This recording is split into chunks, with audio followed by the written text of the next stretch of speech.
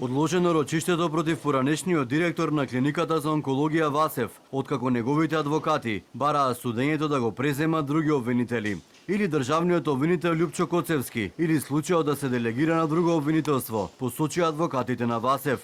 Обвинението е направено од техничко лице, кој е сведок во самата постапка и нема познавање во работата, истакна од одбраната на Васев, посочувајќи дека се работи за незаконско обвинение.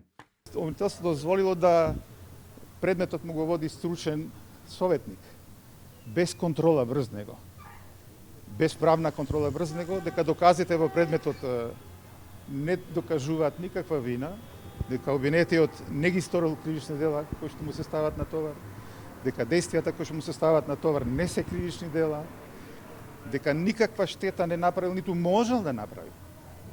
И ту некаква корист некому успеал да му овозможи, ниту пак можел да овозможи, што се драстични работи. И за тие драстични работи побаравме мислење и повторна реевалуација на двата обвинителни акти од државниот јавен обвинител, кој тоа право го има според законот, со аргументи и факти ставени во предлогот. На денешното рочиште, иако беа повикани повеќе сведоци, дојдоа само двајца, а судиката Снежана Марковска се заложи дека ќе го обезбеди за следното судење. Васев заедно со уште двајца онколози се обвинети за несовесно лекување пациенти.